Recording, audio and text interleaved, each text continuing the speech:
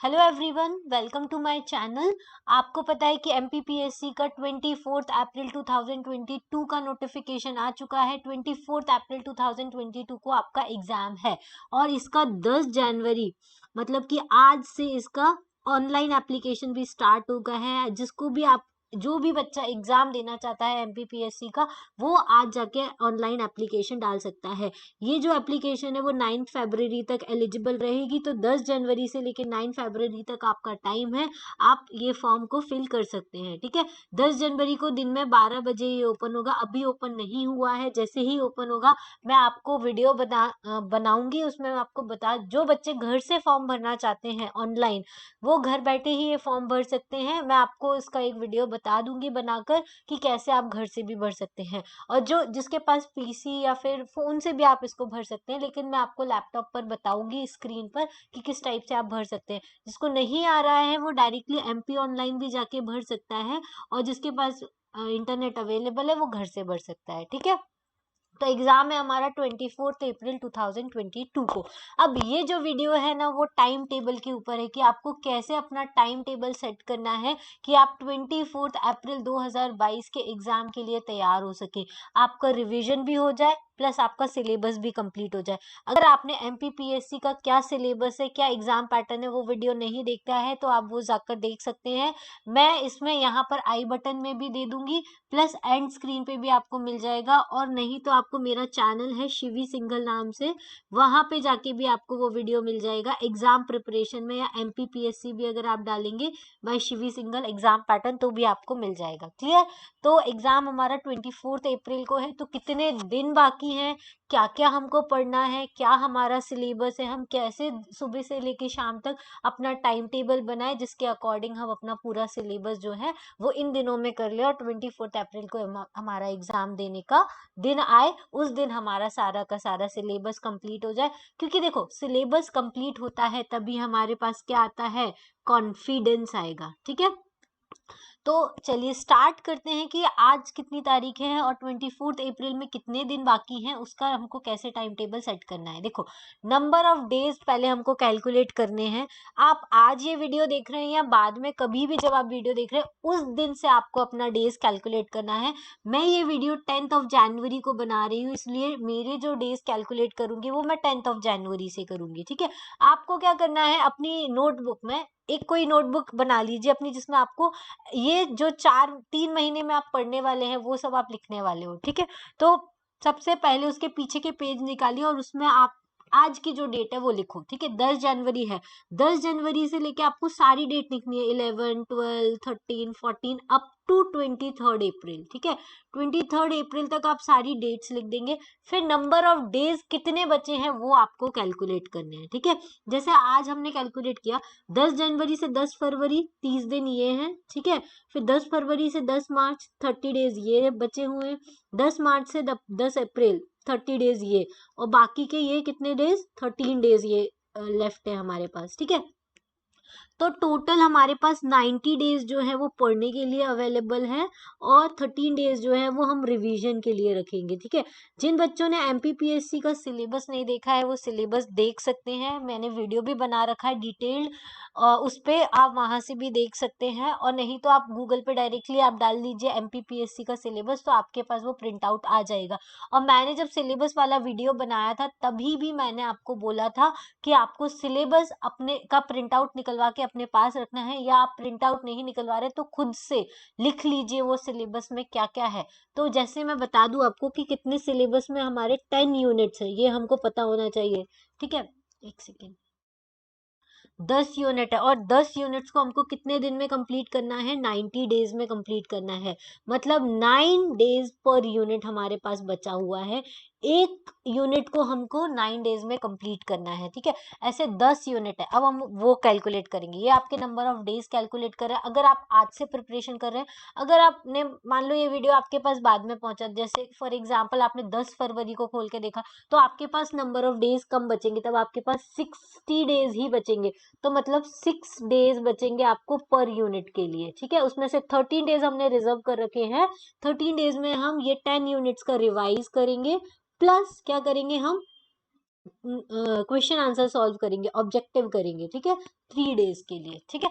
तो 30 डेज तो आपको बिल्कुल अलग रख देने, उसके अलावा आपके पास कितना टाइम लेफ्ट है, 90 डेज का। आज से हम कैलकुलेट करें तो आपको ऐसे ही टाइम टेबल कैलकुलेट करना है। ये कैलकुलेशन करके करेंगे आप पूरे, आपने जैसे 10 जनवरी से लेके पूरे लिखिए, तो आपने जैसे 10 जनवरी से लेके 20 जनवरी 10 डेज हो रहे हैं, या 9 डेज आप लेके चलिए, 9 डेज हो रहे हैं, तो उन डेज में आपको यूनिट 1 का अगर आपने टारगेट रखा है, तो जैसे आज आपने जो पढ़ा वो आप कैंसिल कर दीजिए, ठीक है। फिर आपने 11 जनवरी को क्या पढ़ा, तो उसमें एक दिन आपका कैंसिल हो जाएगा।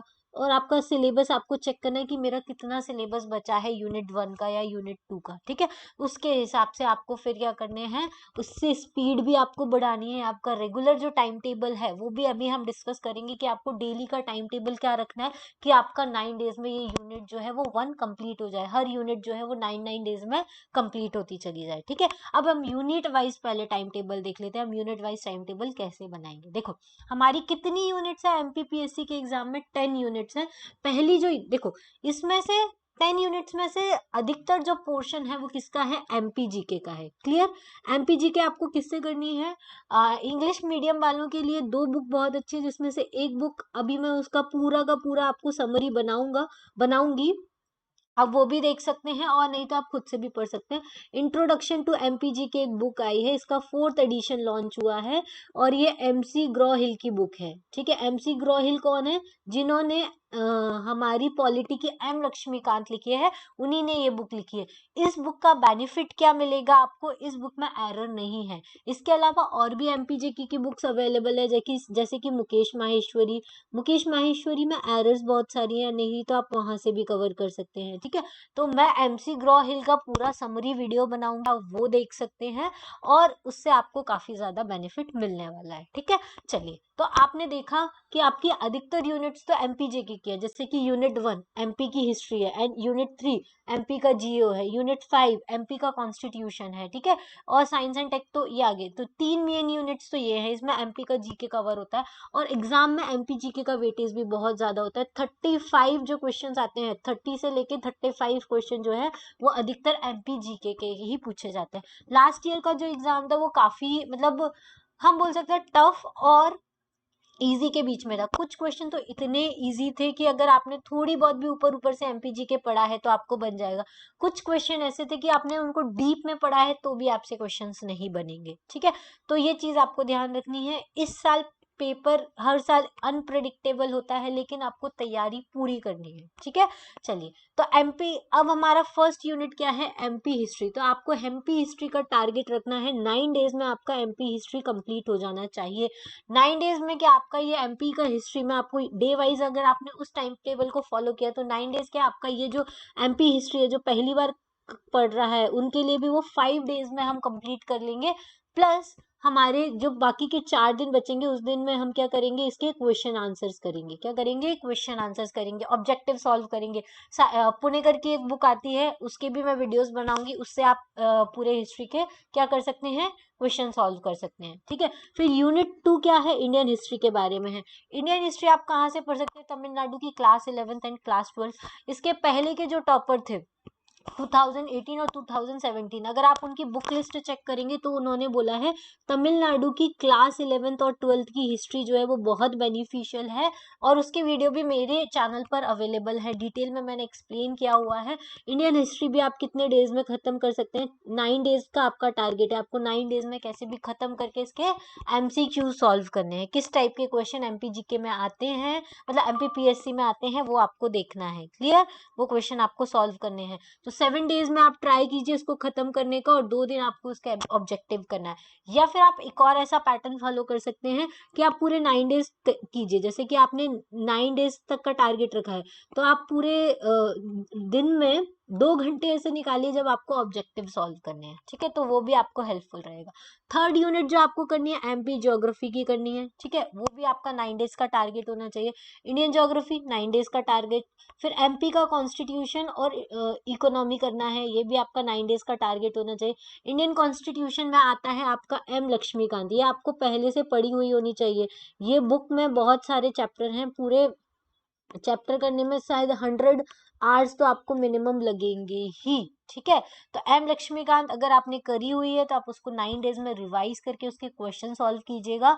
और इकोनॉमी के लिए रमेश सिंह का समरी वीडियोस भी आप देख सकते हैं, उसमें भी आपको काफी बेनिफिट मिलेगा। इकोनॉमी के लिए आपको बेस्ट है कि आप क्या कर लीजिए, करंट अफेयर से इकोनॉमी को आप कवर कीजिए। जैसे कि बजट जो आएगा अभी फरवरी का, आपको उसको ज्यादा अच्छे से देखना है। इकोनॉमिक सर्वे को आपको देखना है, ठीक है। गवर्नमेंट ने कौन कौन सी स्कीम लॉन्च की है इकोनॉमी में, वो आपको कवर करनी है। इतना भी आप कवर कर लेंगे ना तो आपके लिए मोर देन सफिशिएंट हो जाएगा। क्लियर। और इकोनॉमी के कुछ बेसिक कॉन्सेप्ट जैसे कि हमारा जीडीपी क्या होता है, एनडीपी क्या होता है, फिर हमारे रिजर्व बैंक ऑफ इंडिया का क्या काम है, सेबी का क्या काम है, ये जो कुछ इंपॉर्टेंट चीजें होती हैं वो आपको जरूर करनी है इकोनॉमी में। क्लियर।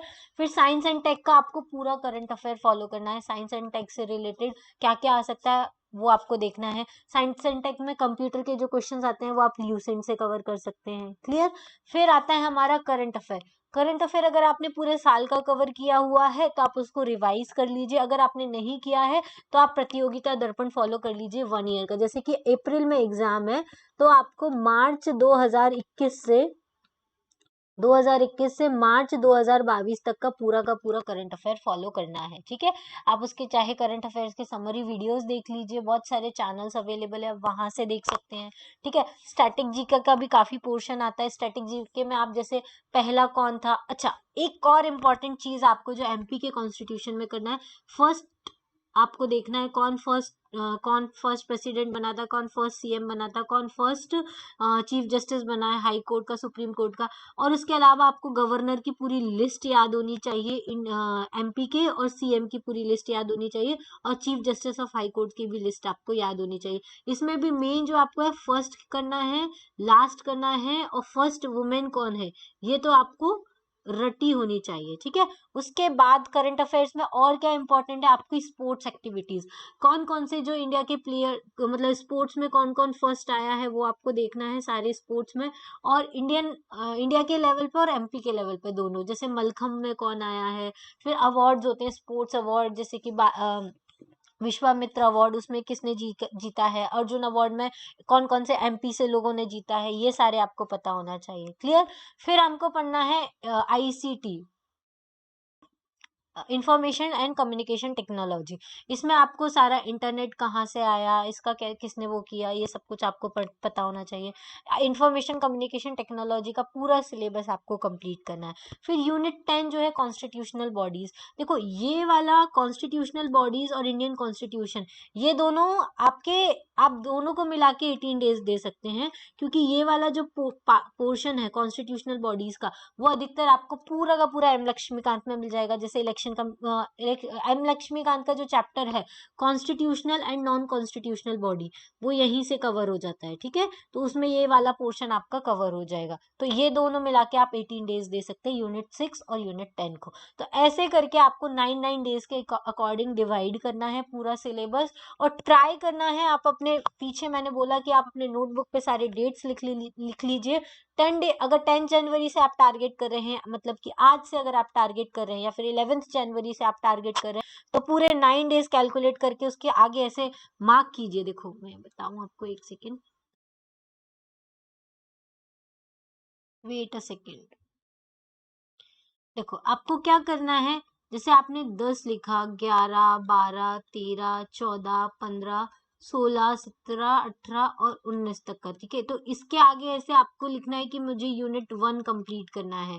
ठीक है। यूनिट 1 में कितने चैप्टर्स है उसको आप फिर फर्दर डिवाइड कर लीजिए, और उसको आपको 9 डेज में कंप्लीट करना है। जैसे आपने टारगेट अगर पूरे यूनिट 1 में, मतलब एमपी की हिस्ट्री में आपका कितना 10 यूनिट, एमपी हिस्ट्री मतलब एमपी जीके ही आपका, मुझे लगता है कि ज्यादा से ज्यादा कितना टाइम लेगा, 1 मंथ में तो 30 डेज में तो आपका पूरा एमपी जीके हो जाना चाहिए, जिसमें हिस्ट्री, ज्योग्राफी, कॉन्स्टिट्यूशन, इकोनॉमी और आपका एमपी एट अ ग्लांस, ये सब कुछ कवर हो जाएगा 30 डेज में। तो आपकी पूरी बुक कंप्लीट हो जानी चाहिए, इंट्रोडक्शन टू एमपी जीके।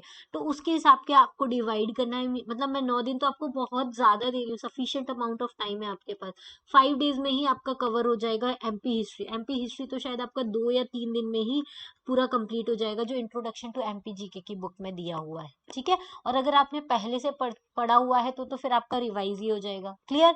तो बहुत ही अच्छा है, आपके पास काफी सारा टाइम है, अभी आपके पास 100 डेज है मेनली आपको, जिसमें पूरा रिवाइज भी करना है, पूरा पढ़ना है। लेकिन जो नए बच्चे हैं उनको 9 डेज का मैं टाइम दे रही हूँ एमपीजीके में यूनिट 1 करने के लिए। तो यूनिट 1 आराम से आपका 4 से 5 दिन में कंप्लीट हो जाना चाहिए। 4 से 5 दिन में कंप्लीट हो जाएगा, उसके बाद आप उसके एमसीक्यू सॉल्व कीजिए, ठीक है। या फिर आप वो भी कर सकते हैं कि आधे दिन पढ़े और रात के टाइम पे 2 घंटे क्या करें, आप एमसीक्यू सॉल्व करें, वो भी आपके लिए बहुत बेनिफिशियल रहेगा, क्लियर। चलिए, ऐसे आपको सारा यूनिट्स कवर करनी है। अब डे वाइज मैं आपको टाइम टेबल बनाती हूँ। जैसे फॉर एग्जांपल, अगर आप जल्दी उठने वाले लोगों में से हो, मतलब आप सुबह मॉर्निंग वाले हो, तो आप सुबह 7 बजे उठ जाइए, मतलब आप 6:30 उठ जाइए और 7 AM तक आपका जो भी काम है वो फिनिश करके 7 AM to 9 AM एक स्लॉट खत्म कर दीजिए, जिसमें आप जो चाहे वो करे। या तो आप कोई नया चैप्टर पढ़ ले यूनिट में से, या फिर आपका करंट अफेयर पढ़ ले, या फिर आप एमसीक्यूज देख ले, या कुछ भी आप कर सकते हैं, ठीक है। दूसरा आप क्या करें, फिर 7 AM to 9 AM, फिर 9 AM to 9:30 का आप ब्रेक ले ले, ठीक है। ब्रेक लेने के बाद फिर 9:30 to 12:30 एक और स्लॉट में आप 2 घंटे का टाइम कवर कर ले। फिर 12:30 से 2 आप ब्रेक ले ले, इसमें आप लंच कर ले। लंच करने के बाद एक नैप ले ले 1 आवर का या फिर 30 मिनट का, तो आपका रिफ्रेश हो जाएगा। फिर 2 to 4 आप वापस से आपका चैप्टर पढ़े, ठीक है। फिर 4:30 से 7:30, 4 से 4:30 का आप वापस ब्रेक ले ले आधे घंटे का। फिर 4:30 से लेके 7:30 का, देखो तीन कितना, 5:30 से 4:30 से 5:30, 5:30 से 6:30, 3 घंटे हो रहा है इसमें। 3 आवर्स आप कोई भी इंसान कंटिन्यू नहीं पढ़ सकता, तो बीच में आप 10-10 मिनट का ब्रेक लेकर या तो आप वीडियो देख लें या थोड़ा इधर उधर घूम ले। इससे क्या होगा, आपकी बॉडी का ब्लड सर्कुलेशन भी फ्लो होगा, तो जब वापस से आप पढ़ने बैठेंगे तो आपको अच्छा लगेगा। पर ऐसा नहीं करना है 10 मिनट बोल के 1 घंटे के लिए आप बाहर घूम कर आ गए, ठीक है, ये नहीं करना है, ठीक है। उसके बाद 7:30 से लेकर 9 PM तक आपको क्या करना है, लंच करना है और थोड़ा टीवी भी देख सकते हैं। 1.5 घंटा है आपके पास, वो कर सकते हैं। फिर 9 PM से लेकर 11 PM तक आपने जो पूरा पढ़ा है उसको रिवाइज कर सकते हैं, या फिर उससे रिलेटेड एमसीक्यू सॉल्व कर सकते हैं, ठीक है। करंट अफेयर्स अगर आप पर्टिकुलर 9 डेज नहीं देना चाहते हैं करंट अफेयर्स का, तो आप ये भी कर सकते हैं कि या तो मॉर्निंग में 7 AM to 9 AM आप करंट अफेयर्स पढ़ लें, या आपको तब मन नहीं लग रहा है, आफ्टरनून में आपको 2 घंटे, जब आफ्टरनून के बाद 2 PM to 4 PM आप कर ले, या फिर नाइट में 9 PM to 11 PM कर ले। कोई भी 2 घंटे पूरे दिन में आप निकाल सकते हैं करंट अफेयर्स, क्योंकि आप एक ही सब्जेक्ट पूरा दिन पढ़ेंगे ना, तो उतना ज्यादा आपको रिजल्ट नहीं मिलेगा। इसके बजाय आप क्या करें, सब्जेक्ट पढ़े उसको टारगेट लेके, लेकिन उसमें से 1-2 घंटे उसको अपना माइंड डाइवर्ट करने की कोशिश करें, जैसे कि करंट अफेयर्स में लगा लिया या एमसीक्यूज में लगा लिया, तो वो और भी ज्यादा आपके लिए हेल्पफुल रहेगा, ठीक है। तो ये तो हो गया एमपीपीएससी का टाइम टेबल। एक और इसके बाद मैं वीडियो अपलोड करूंगी जिसमें हम लोग कैसे फॉर्म फिल करते हैं वो भी आप देख सकते हैं, ठीक है। तो अगर आप ये टाइम टेबल को ध्यान रख के इसको स्ट्रिक्टली फॉलो करके करते हैं, तो आपका सारा सिलेबस कंप्लीट हो जाएगा। 24 अप्रैल के पहले रिवाइज भी हो जाएगा और एमसीक्यूज भी हो जाएंगे, ठीक है। तो आज के लिए इतना ही। Thanks for watching, have a nice day and good luck for your exam.